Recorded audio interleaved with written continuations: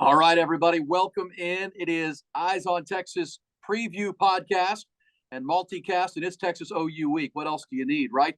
It is the 119th meeting of the Longhorns and the Sooners. First time in more than a decade that both teams are undefeated when they hit the field at the Cotton Bowl tomorrow, and we're here to break it down for you. It is the Eyes on Texas multicast, a product of the Republic of Football and Dave Campbell's Texas Football Podcast Network. Of course, you get weekly coverage with our Monday review of a week that drops on Tuesday, and now here we are on a Friday to talk about the game itself, Texas and Oklahoma. I want to thank our founding partners at Grande Equipment, our presenting partners there. Also, throughout the course of the conversation today, we will bring you the presenting partners as well, or excuse me, all of our founding sponsors, and mention them as well as we get you to kick off Texas and OU. Mike, if folks are driving up to Dallas on a Friday afternoon or a Saturday morning or whatever they're doing, this is a big one. This is what it's all about. We talked about it during the talking season, all off season, of what this game could be. The Longhorns and the Sooners have put themselves in a position to make this the game of the year in the Big 12. It does. It feels like the game of the year. It feels like a test that if Texas passes, it's kind of smooth sailing from there, right? Or at least the pathway is cleared for them to go do bigger things and even win the Big 12 championship. I can't stop thinking, however, that this is just the first of two meetings between these two teams this year. Yeah, I mean, and very well. And, as we've talked about here in Austin on our show on the Horn in the morning, Rob Babers and myself, the second one would be the more important game. I mean, this is not to suggest that tomorrow's matchup isn't important. It's, for bragging rights, Longhorns could jump into the top one or two in the country with a win into their bye week to get, some bumps and bruises ironed out, and then hit that second half stretch, which you said is not the most imposing. But the second one would be more important because that would be in the Big 12 title game and a chance to because you lose that game, doesn't matter what you do in this game if you win it or lose it. Yeah, no doubt. You got to win the second one. You got to win the Big 12 championship. Maybe if Texas or Oklahoma goes 12-0 in the regular season, they're able to get in there. But if two teams end up 12-1 and they've split both of those games, the one who wins the second one is going to get into the college football playoff. So a big game Saturday. I do feel like it's a preview for game two. I still lean on Texas -6.5 and taking those points. I'm not convinced of what Oklahoma is. As everybody knows, I'm the Texas senior writer for Dave Campbell's Texas Football, so I got to watch all the teams in Texas.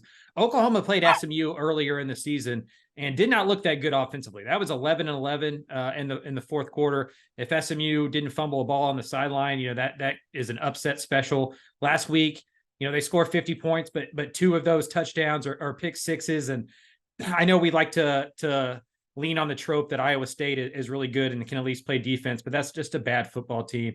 I think Texas has proven more this year. They're coming off that 49-0 win last year. This feels like one of those games that if Texas plays up to its potential, they're just frankly better than Oklahoma. Yeah, I think they are. And one of the thought experiments we did on the show here in Austin this week, and we can play it a little bit here. And by the way, coming up on the multicast, we'll preview Texas offense against OU defense and vice versa. Dylan Gabriel and the Oklahoma offense against this really good Texas defense, and also some special teams conversation before them. We'll also talk some big picture college football, other games outside of this one, but this is really all that matters right now, Texas and Oklahoma. I tend to agree with you, and think about it this way. Which starter on the Texas team, offense or defense, would you trade for the opposing starter on Oklahoma's team? You have to dig pretty deep to find one. Like which player for Texas would you trade? Maybe Dylan Gabriel, but not really for Sark's offense. I don't think Dylan is built for what they do. But if you're a Texas fan, just ask yourself, how many players on the Oklahoma starting 22 would you swap with? There's been plenty of times in the last 10, 12 years that you would have taken a bunch of those guys off of Lincoln Riley teams, and certainly, Bob Stoops before him. But that's not the case, and that's kind of how this thing has flipped. The Longhorns seem to have the advantage across the board. Can you think of any position you would just swap out, or be happy with what you have at Texas? Yeah, I would be happy with what I have at Texas. Maybe some safety play and coverage, like a Billy Bowman is really athletic. So, maybe a guy like that. But I try to look at football when I'm predicting these games or when I'm thinking about betting or whatever I'm doing, right or wrong. I like to look at how many paths to victory do you have? And it feels like Texas has multiple paths of victory. It doesn't need a huge game from Quinn Ewers. If Quinn Ewers has a huge game, it probably doesn't need a huge game from the running game. Even if the offense isn't playing all that well, the defense can go win you some football games. Maybe you get some big plays on special teams. It feels like Oklahoma's only path to winning this football game is Dylan Gabriel going off, like having just a huge game where he's throwing for 400 yards and 4 touchdowns, and Texas' secondary frankly just can't keep up. That's the only way I can see Oklahoma winning this football game, because they don't run the ball that well. They're not going to establish the run and just run into that big defensive line that Texas has. I don't think that they're going to be able to limit Texas to 17 points or something like that and win a 2017 game. It feels like the only way Oklahoma can win this game is like 41-38, get into a shootout, and Dylan Gabriel just has, just a career day. The Eyes on Texas multicast presented by Grande Equipment, also our other presenting partners and founding partners. We appreciate them. We'll tell you about them throughout the cast. But as we're doing some overview of this, we do want to give you an overview of our friends at Grande Equipment, locally owned and operated, have been serving the world's equipment needs since 2004. It's not just they're local and based here in Central Texas, but they work all over Texas, all over the country, and all over the world. As my buddy Wes Murray, who's in charge over there, he and his son Weston always say that they're small and nimble and an independent company, but they play in the big leagues in a big way.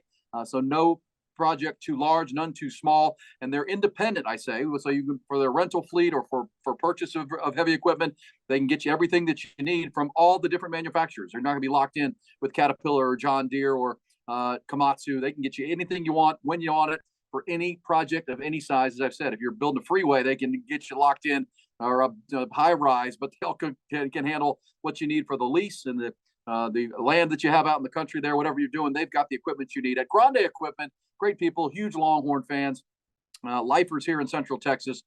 Grande Equipment, find them online at grandeequipment.com, and they present our programs. We appreciate them so very much. Mike, it's one of those who have you played conversations about Oklahoma. I think everything you just said about them, I agree with. Paths to victory. Dylan Gabriel is their only chance, and we'll talk more about that when we break down the individual sides of the ball. But big picture, macro, who have they played? I mean, I looked at the Division I football rankings at the NCAA's website. They rank them 1 to 133 as a power ranking. Texas is number 3 on that list. The highest ranked team Oklahoma has played is SMU at number 51. And then you go on down from there. Cincinnati, Iowa State, heck, Arkansas State, and Tulsa, I think, are in the hundreds as far as that goes. So Longhorns have played 3 teams ranked higher than them by a lot. Alabama, Kansas, and even Wyoming is ranked in the 40s. So everything we see, because when you look at Oklahoma's numbers, they're pretty gaudy, right? They average over 350 yards of passing, 157 on the ground. They score, it's 510 yards a game. They average 50 points and give up 10. But again, who are they playing? The best team they played was SMU. You know that team very well. That game was 14-11 in the fourth quarter, and Dylan Gabriel threw a couple of touchdown passes, and they win 28-11. But that was by no means a dominant performance. How good is Oklahoma is a huge question in this game. I'm just not convinced that they're great. I mean, I think they're good. I think they're one of the top 20 teams in the country, but I think I could, off the top of my head, list 10 teams that are better than Oklahoma. I can't do that with Texas. Now, this is the Red River rivalry. Anything can happen in this game. We've seen upsets happen. Like this is one of those games that weird stuff happens. Neutral site. We all know the story there. But just on paper, Texas, like I said, just has so many paths to victory to here. They've been tested. They've played on the road, and they played really well. I know this isn't a true road game, but they go to Alabama, play a great game. I still think the road game against Baylor is the best game Texas has played all year. That may have to do with how bad Baylor is. But I just think that they're a tested team who's been through the fire, who's played really strong second halves, who's obviously, won this game 49-0 last year. They remember losing it. A lot of the guys that are really important on this team lost that game in 2021, where in Oklahoma stormed back with Caleb Williams. And so I just don't see this game as one of those that Texas sleepwalks through. And we've talked about this for months now. I have no doubt that Texas can get up and beat these teams. Like I had no doubt that they could get up and beat Alabama. I have no doubt that they can get up and beat Oklahoma. This isn't one of those games that Texas is going to sleepwalk through the first half. I think Sark's going to have an incredible script. I mean, both of the games he's played against Oklahoma, Texas has come out firing offensively. And so it feels like one of those games that Texas isn't at risk at kind of sleepwalking through. And so to me, that means the Longhorns are going to roll here. Yeah, as you say, throw out the records in a rivalry game, but it feels like the team that can beat Texas in this game is Texas, right? And their own mistakes. We've seen some drop punts. We've seen some, drop kickoffs. Those are the kind of things in this game with the emotional swings that happen. It can happen pretty quick. So But again, it's a long game. I mean, we've seen good, big leads evaporate. It's a game of streaks, a game of runs, and it's the classic. It's the final Texas-Oklahoma game as members of the Big 12 Conference. Two of the founding members of the conference now leaving to join the Southeastern Conference. I do find it pretty interesting and comical that Brett Yormark, the commissioner of the Big 12, will not be at this game, and he's not going to do any of the game day stuff. ESPN Game Day is there, but Greg Sankey will be. Greg Sankey is going to be there. And I'd also say, before we dive in head-to-head matchups, offense and defense, here on the Eyes on Texas, also find it interesting that Greg Sankey is bullish on the idea that, if you're used to this game being, the kegs and eggs, 11 o'clock kick, probably get ready for this to be a 2:30 kick starting next year. Greg Sankey has made that pretty clear that, 2:30 is the SEC's big window, right? They play their big game when it's on CBS now, occasionally a night game, and this game would never be played at night. So you can plan on this being 2:30. As we talked about the way TV works, for ABC Disney, which has had the rights to this game for so long, their national window is 11 o'clock, right? They're noon Eastern, 11 o'clock. Once you get to 2:30 on ABC Disney and ESPN, they do regional games. So you get 4 games. They don't want this game to be a regional broadcast. They want it to go to the country. That has to be the 11 o'clock game or the primetime game. You get to CBS, you get to ESPN next year when it's the SEC. And this is probably almost certainly that 2:30 kick game that this week, Mike, will be the A&M Alabama game following Texas and Oklahoma. But so I get to sleep in a little bit more starting next year when you join the Southeastern Conference. I think it's a good move. Yeah, don't have to park at 7 a.m. at the Cotton Bowl to get there and beat all the traffic. I'm not, obviously I'm not as hardcore of a Texas fan as a lot of people listen to this podcast. So I don't see Brett Yormark as this like evil villain guy. I think it's the mature, smart business thing to do to not be at this game. Greg Sankey's going to be there for all intents and purposes moving forward. This is an SEC matchup. Why be a distraction? Why do that? Like you have partnerships with the ESPN as well. And so it feels like this whole Yormark versus Texas thing has felt like a non-story made into a story to me all year. I still don't understand what he did. That was that wrong. But on the field, this gives us enough. Like I'm of the opinion that this is the last super important Red River rivalry game. In terms of like college football playoff stuff, because if this was the 12-team playoff this year, this game doesn't matter. Both teams are in if they go 11-1 and 12-1 and beat each other one time.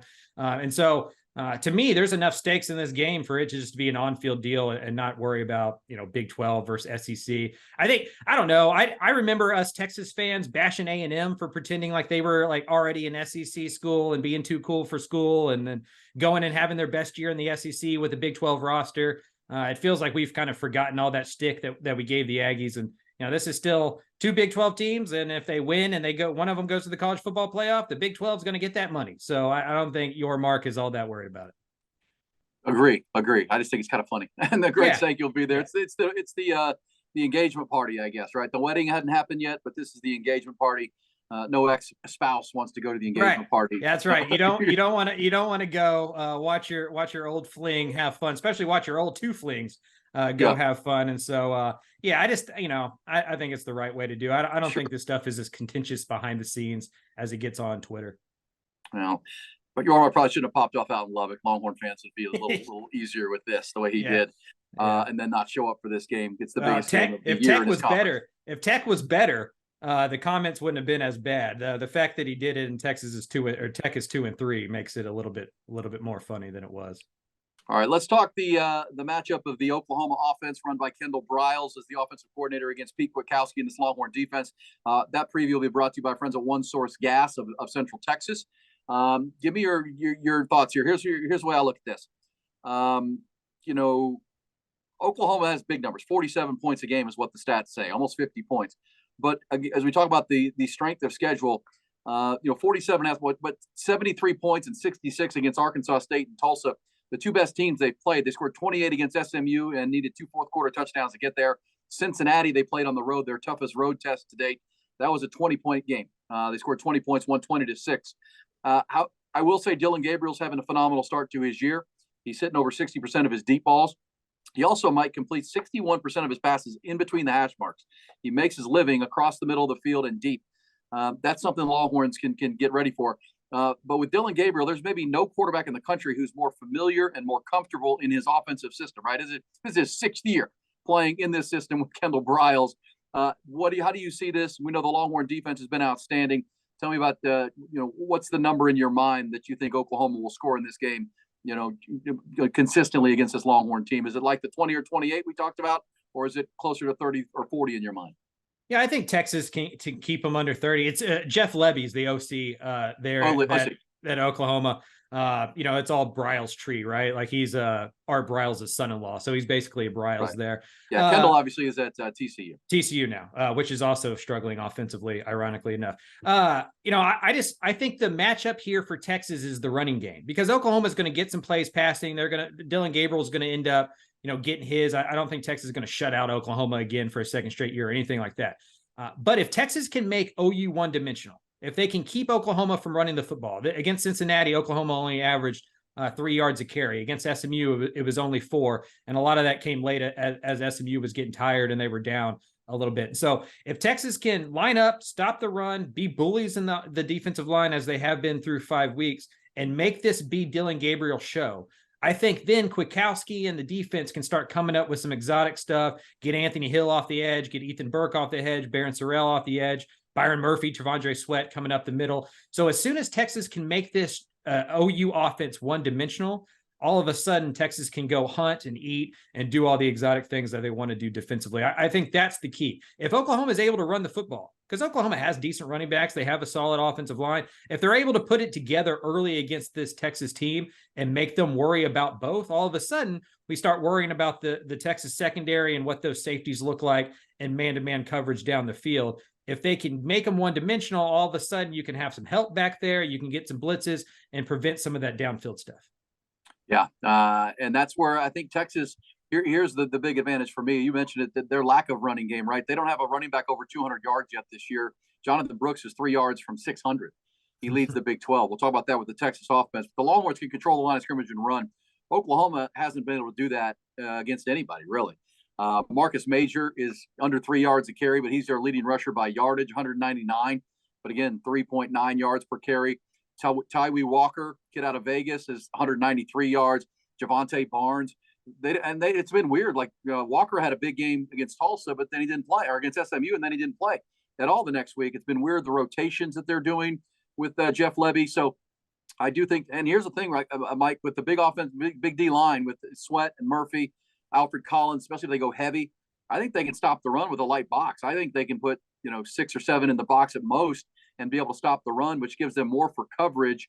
And Jalen Ford, Oklahoma's gonna have to prove it to Texas that they have to put more. They have to go heavy, because we've seen them each of the last couple of weeks against Kansas and against Baylor before, going to a traditional 4-3 defense, right? Putting 3 linebackers on the field, going heavy, trying to match up with that Baylor run game in that outside zone, trying to match up with Kansas and that run game. Against Oklahoma, you go the opposite, right? You probably go lighter box, get your speed on the field, play coverage, and prove that they can run the football. Yeah, I mean, if you can make this team one-dimensional with 6 or 7 7 guys in the box, Texas wins by 20. Oklahoma, in my opinion, Oklahoma's shot here is to threaten Texas enough with the running game to make them be man-to-man in the back end, and then you go beat them. If they can't run the football at all, and Texas can be in zone coverage and populate all the spots on the back end and have some help for those safeties, or just turn it up and say, Anthony Hill, go get that guy. Ethan Burke, go get that guy, and just kind of all out blitz them to the point where they can't get vertical. Texas tackles well enough in space. They're big, they're strong. I think that they're going to bully this Oklahoma team if Oklahoma doesn't come out and threaten them at least a little, just give them something to think about in the run game. Because if not, I just think this one gets ugly. I don't imagine Oklahoma tries to do it traditionally. I think they use the screen game and the quick passing game to be an extension of their running game and get to 2nd and 5 that way, rather than just hand it off to Majors and go straight up the middle. That's just not a recipe that's going to work against this Texas team. Yeah, I watched a lot of that Cincinnati game, and they really couldn't establish a line of scrimmage against the Bearcats. They're going to have a hard time with these Longhorns, who one of the best defensive fronts, if not the best defensive front in the country right now, with a couple of tackles playing at elite levels. Jalen Ford playing great. And another name I like a lot in this game, and I might pick him to be my defensive player of the game, is Jalen Catalon. I know they've had him on a pitch count, but man, he's one of those guys that can come down the alley, support the run where they need him to. And we've seen him, in the limited time he's played this year. They want to keep him healthy. I think for this game, he will strike you, right? He will come from a long way. And Sarkis talked about his instincts once he sees it. And think about this. We mentioned the Jeff Lebby, Art Briles coaching tree. He played 3 seasons at Arkansas with this same offense. He knows it well. He knows its tendencies. Might even know some of the verbiage. He can come downhill and lick some people coming from space where it looks like he's in coverage. I really like Jalen Catalon. I think one of the reasons he's played so little, they know what he can do is for a game just like this to make sure he didn't re-injure that shoulder and he was healthy for this game Saturday. Yeah, he's been excellent when he's been able to play. He provides a physicality and some leadership back on that back end that you can tell has been contagious. Has really helped a lot of those guys. I'll take Jahdae Barron as a guy who I'm looking for to have a big game. I do think Oklahoma is going to try the quick passing game. A lot of screens out wide, a lot of stuff with slot. Drake Stoops has been their most targeted receiver. I think Jahdae Barron's ability to play tough against those passing game, and then also maybe come up with an interception or a fumble recovery or one of those big plays he tends to make in these big games can be the difference here. Yeah, and obviously if you're looking for the vulnerabilities, if you're Oklahoma, you're trying to get the safeties locked up in coverage, specifically Jaron Thompson, even Ryan Watts. Ryan Watts was banged up this year. We should get an update from Sark on, they've been listed as day-to-day, he and Jatavion Sanders. I've been told by a really good source that JT's feeling fine. He's going to be okay for this game. But on the defensive side, it's Ryan Watts. So if Watts is limited and he's given up some big plays over the top this year, will you see more Manny Muhammad, the true freshman? Could see Terrence Brooks in a big spot here. Gavin Holmes is a corner you could see more of in this game. And you wonder if Pete Kwiatkowski kind of mixes and matches based on down and distance if they get the ability to sub. That's the one thing we haven't mentioned. Oklahoma will go fast, right? They go very, very fast, faster than any team Texas has played as far as tempo. Kansas, Wyoming, Baylor, they're trying to slow the game down. They're trying to limit Texas possessions. That will not be OU here. They're going to come at you with that tempo game. But if you're able to substitute, you wonder in a passing situation, obviously, if you see more Derek Williams at safety, more of a cover linebacker, Jaron Thompson in more of a run stopping mode. Really be interesting to see how they deploy their defensive backs in this game. I think they have plenty of them and they're healthy outside of Watts, but that chess match will be very interesting for me to watch on Saturday. And to your point about tempo, first down is always important, but against teams like Oklahoma, first down is everything. If they're constantly in 2nd and 2 and can start speeding it up and call the next play and get out there with 10 or 15 seconds left, Texas is going to be in trouble because that's hard to play against. No matter how good you are, they can gash you and make you start, having to substitute and get some personnel there that maybe you don't want to do. If Texas can win first down, all of a sudden Oklahoma has to slow it down a little bit, get into different things, 2nd and 10, and then Texas can go, do what they do best, and that's dominate up front. Eyes on Texas Multicast, which is presented by Grande Equipment. Also, one of our founding partners is our buddy Richard Strever and his team at One Source Gas. Richard is in business over 10 years now, 12 years, as a matter of fact. Started out in the field with his business partner. He's now the owner, worked his way up from the ground level because he is a people person. Richard and his team serve their clients in a variety of end markets. So if you need compressed gas, obviously the CO2 for your bar taps and beer taps at your restaurant or bar or wherever you are, they've got those. Veterinaries, medical field with the gases that you need for that. These are necessities to your business. You have to have them. They got to be there on time and ready to go. And that's what One Source Gas is all about. Why are they growing like they are from a small company to all through Central Texas down into San Antonio now and beyond? Because they just do it better. They're more reliable. They're going to make sure they go bend over backwards to make sure you have the gas products you need at One Source Gas. And all you have to do to find them, go to their website, onesourcegasatx.com. One Source Gas, and please spell out the word one. So onesourcegasatx.com. You'll find Richard and his team and great folks helping us out with the Eyes on Texas Multicast. Huge Longhorn fans, so we appreciate them very, very much. All right, let's flip it. Sark v. Venables. This is a really fun matchup. If you're watching the NFL this weekend and you get to watch Dan Quinn versus Kyle Shanahan and that Niners-Cowboys matchup, which will be a lot of fun. This one's similar, and it's interesting that, as long as they've been coaching college football, they really haven't matched up a lot. The one year when Oklahoma played USC in the national championship game back in 2004, Sark had moved on to the Oakland Raiders, right, where he was the quarterback's coach for a year before coming back. There was the one year in when Nick Saban got COVID, right? Didn't he? Or no. Nick Saban he coached a game against Clemson where he had to call. Lane Kiffin left. That's what it was. Lane Kiffin left for the Ole Miss, or for one of the jobs he left for, Ole Miss, I think it was, and it was him against Brett Venables in the Clemson Alabama matchup. So, but again, not as much as you would think. And obviously, Sark has the talent gap here. If you're talking NFL with the Cowboys and Niners, it feels like the talent level is pretty even. I think Texas has a superior gap, even though they've added through the portal, even though Oklahoma has gone and really worked on building depth on their D line and added some good linebackers, the talent advantage still belongs on the burnt orange side of this one. The talent advantage belongs to the burnt orange, and I think the biggest advantage is that offensive line. We've talked for 6 or 7 months about how this offensive line can be a dominant force and one of the best units in America. This is the week to go show that. No, it's just second half, not just a quarter or two. From the opening kick to the last minute, Texas offensive line needs to set the tone here because they have an advantage everywhere else.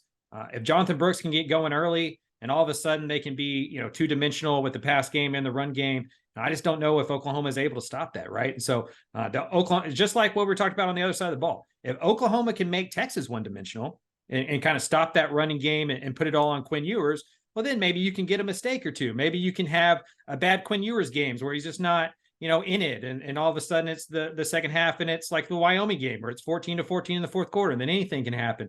So for me, this is about Texas's offensive line, Jonathan Brooks, establishing that at run game, forcing Oklahoma to get into man-on-man coverage in the secondary. And then once that happens, Xavier Worthy, A.D. Mitchell, J.T. Sanders can go do those things and do them well. Sark did say today in the presser that J.T. Sanders is a go.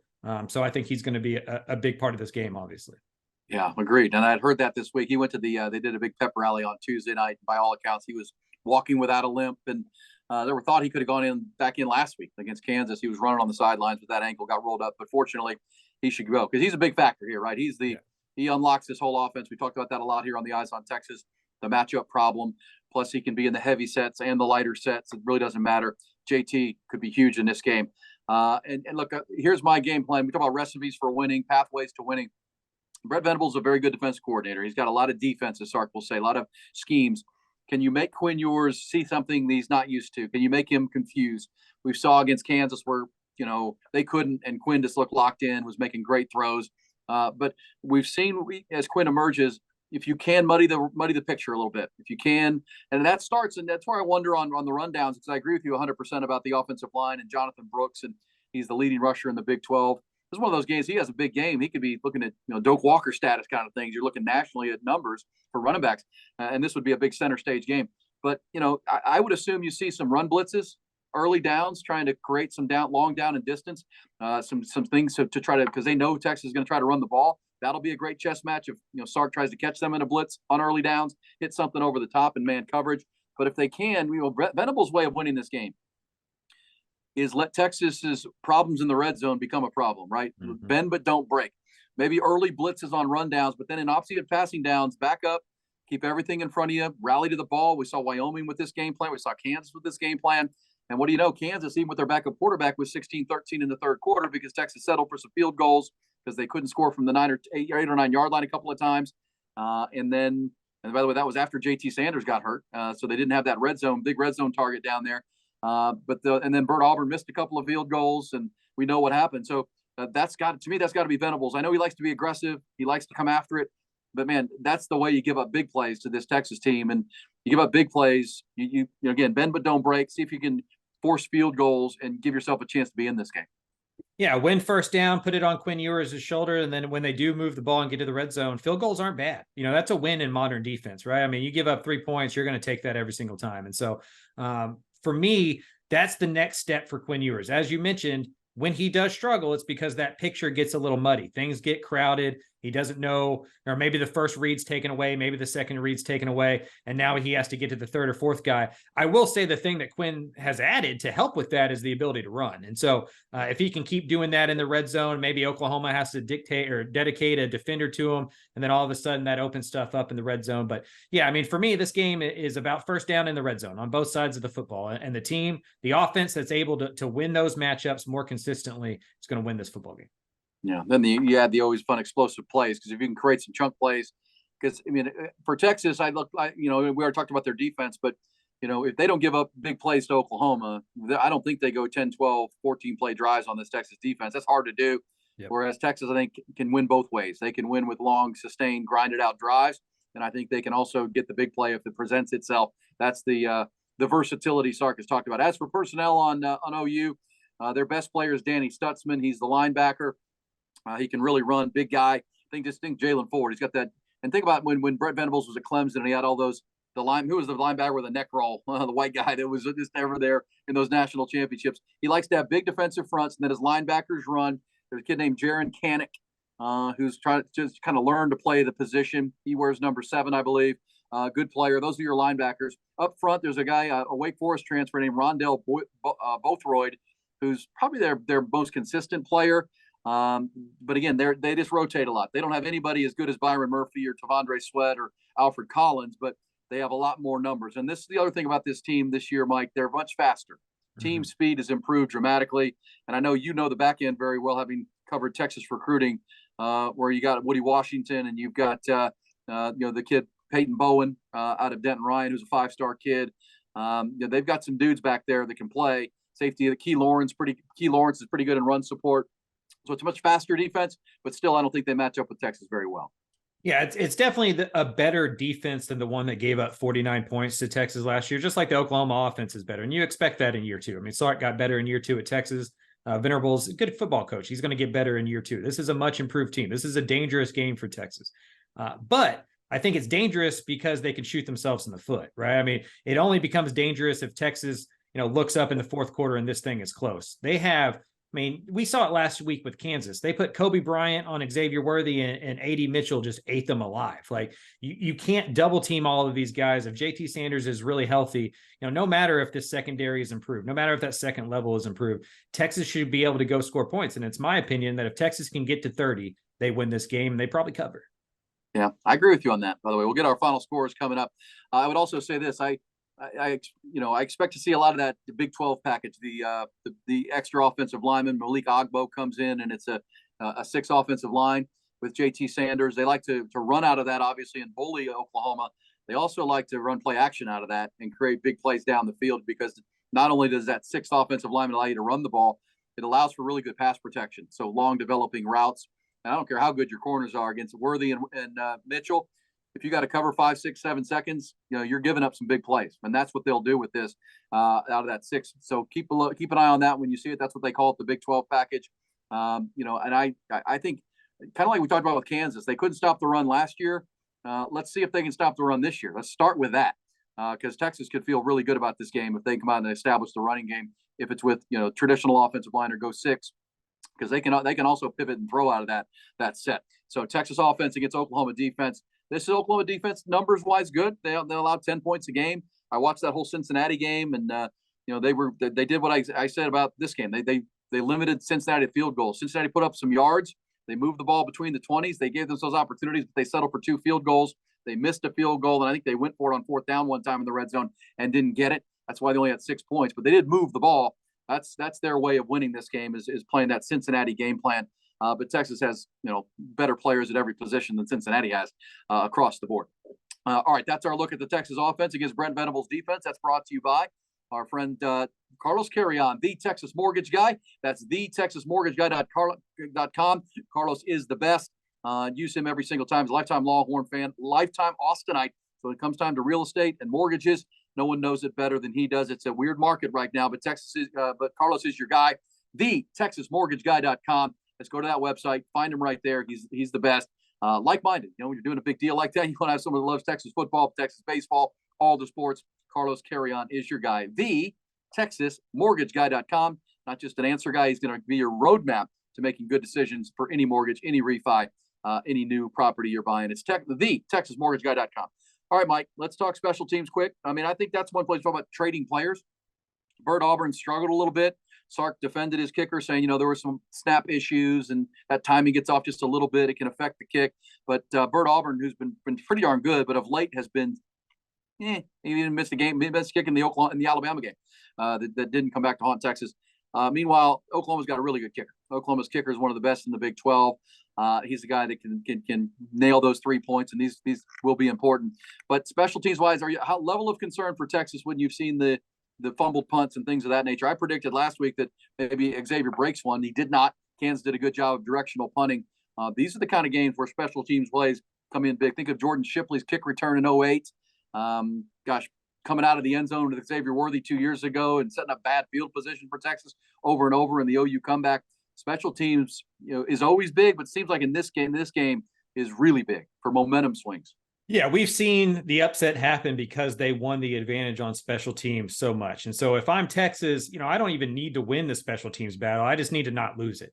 Don't fumble the ball, don't miss some kicks, just break even special teams and let your offense and defense go win this football game. Because to your point, if you give up those short fields off the punt return, botches like you did against Baylor, Oklahoma is equipped to go score those points. Like they're not Baylor's offense, right? This is a much better team than the Bears. And so Texas just can't give them anything. They can't turn the ball over on offense. They can't turn the ball over on special teams. And Auburn's got to make those kicks. When you get into position and you can get those 3 points, that can't be a 0 on the scoreboard. You're going to need every single point that you're going to get, because as you mentioned earlier, this is a game of runs. And even if you have kind of your foot on their throat, you have to go ahead and take advantage of that stuff earlier. It can come back to you in the second half and really bite you. Oklahoma number 12, Texas number 3. Special teams always a factor. The emotions of the game always a factor. And man, so many storylines. Looking forward to this. I'd also say maybe a punt block. I mean, those things happen. The dreaded double thud for a coach. I mean, Jeff Banks always looking for creative ways with Joe DeCamillis. We really haven't seen. They haven't needed it, but the special teams create a big play like that so far. This would be one of those, I think, for both sides, as you said. But man, if Texas could create something, Keelan Robinson as a gunner coming off the corner, or so many times it takes a game that feels too close and all of a sudden it's out of control because of a special teams play. Texas seems to have the more explosive players in this game. That's really at every phase. The more explosive players. We talked about swapping starters. You wouldn't swap many for Texas. Texas just a deeper team. Oklahoma still in year 2 for Brett Venables. Sark in year 3 has done a great job of adding pieces. It's one of those things. Next year when they play this game in the SEC at 2:30, Mike, the young quarterback Jackson Arnold will likely be your starting quarterback, big 5-star kid. Oklahoma will add another offseason of pieces. This rivalry not going away, but I still think Texas is in the advantage position for this one on Saturday. We'll tell you about the special teams partner coming up, but Mike, you kind of alluded to your final score. If Texas gets to 30, they win, and they probably cover. So are you, because I wrote down before the show, I wrote down 34-24. Is that kind of the number you're looking at? That's funny. I wrote down 31-21. So, okay. We're both looking at a 10-point game. As we mentioned earlier, the only way Texas loses this game is if they lose it themselves, right? If they turn the ball over, if they play sloppy, if the offense doesn't execute, if we get one of those weird Quinn Ewers games that we haven't seen this year, to be fair, that we saw a little bit in his first year as a true starter. And so if they can run the football, if they can take care of the football, give me Texas to cover, give me Texas by 10 points to keep that 10-point or more streak going. Agreed. And one thing I'll add this for the Oklahoma side, because I agree with you. The only team can beat Texas in this game is Texas. But one way Oklahoma can swing that momentum and swing the advantage is the fact that they haven't played anybody. We started the broadcast talking about that they haven't played anybody, which, it has given this coaching staff, they haven't had to show everything. I mean, there could be some exotics. There could be something on both sides of the ball that Texas hasn't seen. That's their way, right? That's, you're the boxer and you've been fighting tomato cans, so you really haven't had to bring out the big moves. Now, this could be one where trick plays, maybe Jackson Arnold. We've seen Jackson Arnold, the quarterback. That's his name, right? The kid out of Denton. Is that the QB? Yep. Yeah, big 5-star. He lines up. That sometimes you'll see him come out and he'll be lined up as a receiver, and then he comes in motion. They're setting something up with that, and he's a really talented player and a good athlete. He can run it. Certainly a better runner than Dylan Gabriel. They don't want Dylan getting hurt. I'll be watching for that. Anytime you see Jackson Arnold come on the field from your seats at the Cotton Bowl or watching it, keep an eye on him. That feels, because they really haven't done anything with it. They've just kind of shown it. And I don't wonder if the Longhorns come back with some of that. Maybe Savion Red and the red cat package that we saw in the Wyoming game, where for those goal lines, maybe Savion Red for Texas comes back, and all those things. This is that kind of game, Mike. You're going into your bye week. You've beaten Alabama already, Texas and Oklahoma. If you've got something in your bag of tricks, might as well use it in this game. Yeah, no doubt. I mean, this is why you do that all offseason, right? I mean, what else are you waiting for? This is the biggest game of the year. The way that the Big 12 has looked so far, I know that can be a dangerous way to kind of approach this stuff, but the way the Big 12 has looked so far, I mean, this feels like, far and away the best 2 teams in this conference. And so not only do you do it to win this football game, you do it to put it on film for the rest of the way out. But yeah, any tricks that you've built out over this 6 or 7 months, go ahead and use it. And that's true on the other side too. Like Texas has to be prepared and ready for Oklahoma to put all that stuff out there as well. They're the underdog.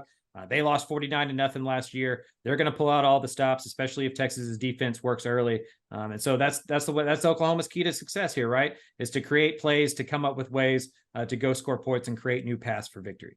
All right, there you go. You're at 31-21. I'm at 34-24. I think the Longhorns just too good on the lines of scrimmage, running game better. And that's we know this stat in this game, Mike. He who runs the ball, team that runs the ball typically wins. Texas far and away the better running team. Team with a more experienced quarterback typically wins. Playing in this game, Quinn Ewers has played in this game. Dylan Gabriel has not. Those things all, side with Texas. Hey, by the way, if the Longhorns win this game, as we both think they will, get out and celebrate at Hayes City Store. They're in Driftwood, Texas. My buddy Travis Tyndall, Tamara, they'll be in the game in Dallas, but their great staff will take care of you after the game. Should be over by 2:30 or so, Mike. You can get out there and watch the baseball games, Rangers and Astros, and all the football, Alabama A&M and Hayes City Store. Sunday or Saturday, any day, you're going to love it. That Scratch Texas comfort food. Scratch the food is amazing. Whether you're getting burgers or chicken fried steak, or you like the bacon jam burger, which is to die for. Truck stop enchiladas, down the list. Just the desserts are even amazing in Hayes City. 54 beers on tap, full bar, both inside and outside in the ice house with the TVs, under the canopy of oak trees, live music 6 nights a week. Great spot. Get out there this weekend. Weather's cooling off, be in the 70s. How about that, Mike? We haven't mentioned it. Kickoff time, it might be in the 60s for this game at the Cotton Bowl. How great is that? And then get out and enjoy a celebration. Hayes City Store and Ice House. Find the menu and all the details at hayescitystoretx.com. All right, final segment on the preview edition of the Eyes on Texas multicast. Some games outside of the Cotton Bowl. Where will you be this week, Mike? I'm assuming Cotton Bowl, or am I wrong? You would be wrong. I'm going to be at Kyle Field for Alabama, Texas A&M, doing the 13 FBS stadiums in 13 weeks for a little coffee book project that we're doing with Dave Campbell's and Texas Monthly. The Cotton Bowl is not on that list. They're not one of the 13 FBS stadiums. So Carter Yates, our second guy on the college beat for Dave Campbell's, will be there. I will be in A&M to see who is taking the lead in the SEC West. Big game, right? I mean, for Alabama, the weekend Texas was beating Alabama to kind of set the tone of their season. Alabama lost, gave up 50 points to Miami, but they haven't lost since. Their defense has been better. They're really getting after the quarterback. They really dominated Arkansas last week. Outgained them 2-1. The scoreboard was probably closer than the game was there. But and you mentioned, I mean, if Alabama A&M were to defend home field on this as a 2.5-point underdog at home, they win this game. They've already beaten Auburn. They've already beaten Arkansas. Now you got Alabama. Now you're putting yourself in a position to, be a real factor in the SEC West and possibly get yourself to an SEC title game. But, and I don't know that we would have said that a couple of weeks ago. They are going with the backup quarterback, Max Johnson. How do you forecast that matchup? I think it's a good matchup for Texas A&M. Their problem, and it's a different one than they've had the previous couple of years, is their problem defensively has been in the secondary. Well, Auburn couldn't test the secondary. Arkansas couldn't test the secondary. I don't think Alabama really can either. They've kind of become just we're going to let Jalen Milroe do what Jalen Milroe does best, and that's run the football offense. Well, Texas A&M has 14 sacks and 30 tackles for loss combined in 2 SEC games this year. That defensive line, those linebackers that they've recruited so highly the last couple of years, have really started to play well. Texas A&M, according to 24/7 team composite rankings, has the third most talented team in the entire country.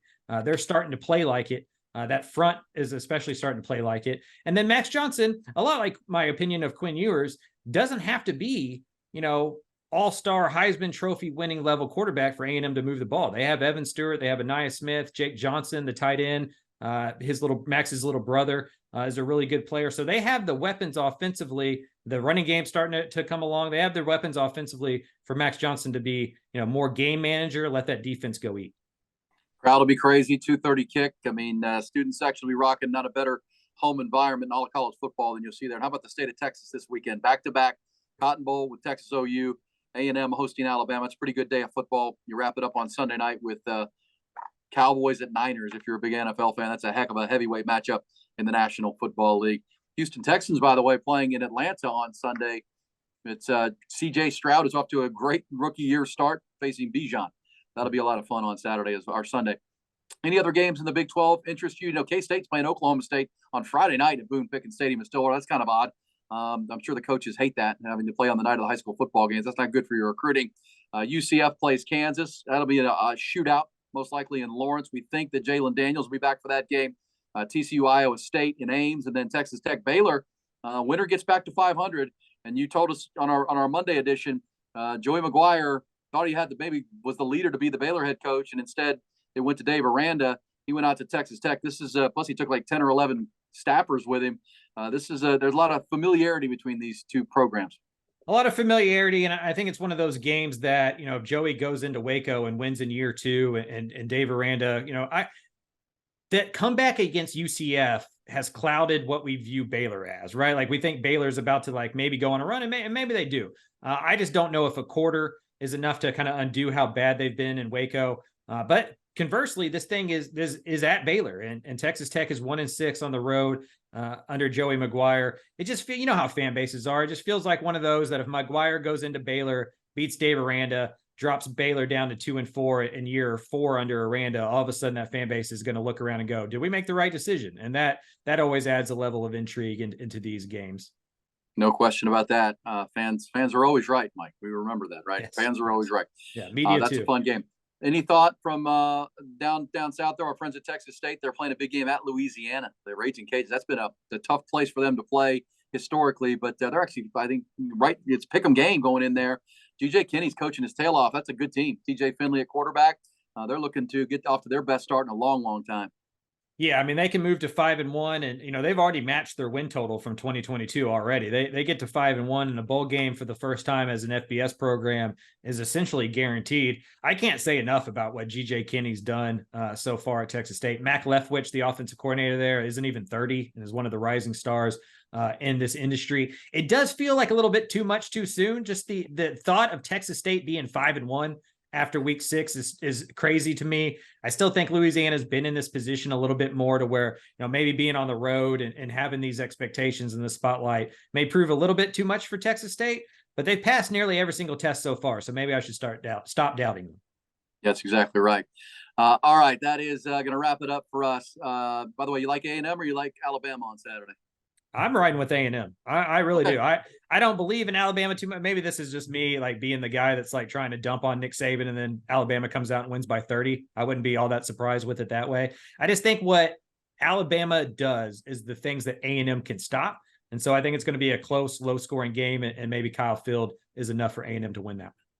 Well, obviously they won at Kyle Field 2 years ago. Should have won at Tuscaloosa last year and let it get away with some bad red zone play calling and decision making. But we'll see. That's a fun one. Great day of football. Obviously, it starts with Texas and Oklahoma. Number 12 against number 3. Winner is in the driver's seat in the Big 12. Can't wait to talk about it on Monday with you on the Eyes on Texas multicast. We are a product of the Republic of Football and Dave Campbell's Texas Football Podcast. I have 13 different podcasts covering the schools all over the state of Texas there at the Republic of Football. Just go to texasfootball.com is a good spot to get it there. Also follow us on our social medias. On Twitter, it's at Eyes on Texas FB. And also watch it on YouTube, on the Dave Campbell's Texas Football YouTube channel, and on the Horn in Austin, the Horn FM YouTube channel there. Just to type in the Horn Austin, and you can watch this multicast or just listen to it on iTunes and Spotify. We are presented by Grande Equipment. Let me tell you about one more of our founding partners, Brain Vault, and the Brain Vault technology, backed by science, revolutionary and patented mouth guard that really isn't a mouth guard. It is a orthotic, which helps reduce the risk of concussions. It is absolutely an amazing thing. And as we told you on our Monday broadcast, Dr. Greg Eckert and his partner Drew Pittman, who have developed this technology, great research coming out of Texas State, speaking of the Bobcats, that is now irrefutable, that optimally aligning the jaw with the patented Brain Vault technology, it passively increases the baseline neck strength, the most important line of defense against concussive forces. Get your young athlete fitted. This has been used by more than 100 NFL players for 8 seasons without one single concussion. Now your young athlete in a collision sport can get fitted for his own or her own cheerleading squad. UT cheerleading this week, Mike, got fitted for their Brain Vault orthotics. Vandergrift football, Hyde Park, like Travis, gosh, up into the Metroplex and down into Houston. Thanks for everybody for spreading the word for your young athlete or your team. It's backed by science. Call our friend or talk to our friend, Dr. Greg Eckert. Simply go to the website to set up your fitting for your youngster or your team at brainvault.com. Brainvault.com, all one word. Hey, Mike, great stuff, man. Safe travels to Aggie Land. Look forward to our Monday edition that'll drop on Tuesday. This has been fun. We both like Texas by 10. I've got Texas 34-24. You've got Texas 31-21. It'll be a happy Austin, Texas, if that happens, right? And if the Aggies win like you think, it'll be a happy state of Texas until the Cowboys play. That's true. Until the Cowboys play. I am jealous that I'm not going to. I mean, Red River's the best game of the year, in my opinion. Upset I'm not going to be there. Eat a corn dog for me if you're going to be there, though. Mustard only, Absolutely. though. No ketchup. None of that ketchup stuff. Put mustard on it like a real person and eat a corn dog. All right. Thanks to all our partners who make this happen, particularly our presenting sponsors at Grande Equipment. Find them at grandeequipment.com. Mike, enjoy the weekend. It's one of the great sports weekends. If you had baseball with the Astros and Rangers and the divisional playoffs playing Saturday and Sunday, head on a swivel. TVs everywhere. Get ready. We'll be talking about it all next week on the Horn in Austin. Mike will be writing about it at Dave Campbell's, and we'll be talking about it right here on the Eyes on Texas multicast. Have a great weekend. Hook 'em.